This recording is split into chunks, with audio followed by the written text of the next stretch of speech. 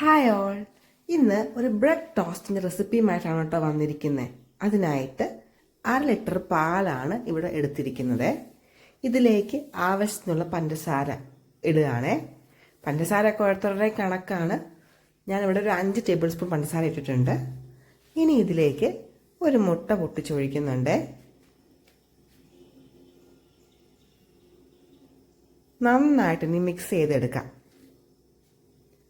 നന്നായിട്ട് ഇളക്കിയെടുക്കണം. പഞ്ചസാര നന്നായിട്ട് അലിയണം. മുട്ട നന്നായിട്ട് ബീറ്റ് ചെയ്ത് വരണം. അതുവരെ നമുക്ക് നല്ലതുപോലെ ഇളക്കിയെടുക്കാം. ഇനി നമ്മൾ ഒരു പാൻ എടുത്ത് ഗ്യാസിലേക്ക് വെക്കുകയാണ്. അതിലേക്ക് തുള്ളി നെയ്യ് ഇട്ട് കൊടുക്കുന്നുണ്ട്.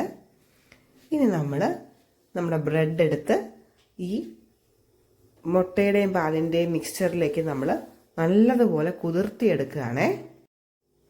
ഇനി നമുക്ക് ചൂടായ പാനിലേക്ക് ഇട്ട് കൊടുക്കാം. കുറച്ച് നെയ്യെടുത്ത് ഇതിൻ്റെ മുകളിലും കൂടെ തടവി കൊടുക്കാം. പെട്ടെന്ന് തന്നെ ഇതാകും.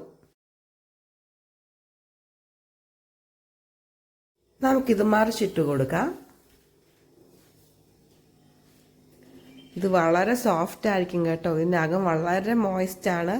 അപ്പം അതിൻ്റെ മുകളിൽ കുറച്ച് ഷുഗർ കോട്ടിംഗ് എല്ലാം കാരമലൈസ് ആയിട്ട് വന്നിട്ടുണ്ട്. ഇനി നമുക്കൊരു തുള്ളി നെയ്യും കൂടെ ഇതിൻ്റെ മുകളിലൊന്ന് നമുക്ക് തേച്ച് കൊടുക്കാം.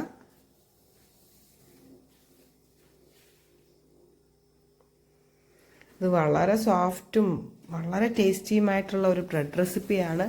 നിങ്ങളെല്ലാവരും ഒന്ന് ചെയ്ത് നോക്കണം.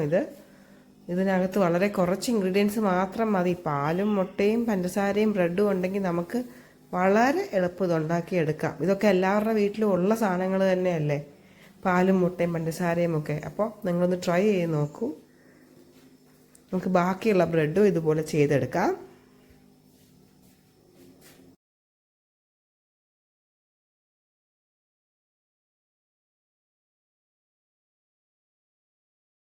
ഇങ്ങനെ ഉണ്ടാക്കിയ ശേഷം ഇതിൻ്റെ പുറത്ത് നമ്മൾ ഐസ്ക്രീം ഒക്കെ വെച്ച് കഴിക്കുകയാണെങ്കിൽ നല്ലൊരു ഡെസേർട്ട് ഐറ്റമായിട്ടും കൂടെ ഇത് മാറും. നിങ്ങൾ അങ്ങനെയൊന്ന് ട്രൈ ചെയ്ത് നോക്കിയാൽ നിങ്ങൾക്ക് പിന്നെ ഒരിക്കലും നിങ്ങളിത് ഉണ്ടാക്കാതിരിക്കില്ല. നല്ലൊരു ഡെസേർട്ടായിട്ടോ അല്ലെങ്കിൽ വെറുതെ ഒരു സ്നാക്കായിട്ടോ ഒക്കെ കഴിക്കാൻ പറ്റുന്ന നല്ലൊരു റെസിപ്പിയും കൂടെയാണിത്. ഞാനിവിടെ ഐസ്ക്രീം ഇല്ലാത്തത് കൊണ്ട് അതിന് പകരം കുറച്ച് തേൻ ഒഴിച്ച് ഒന്ന് ഗാർണിഷ് ചെയ്തെടുക്കുന്നുണ്ട്.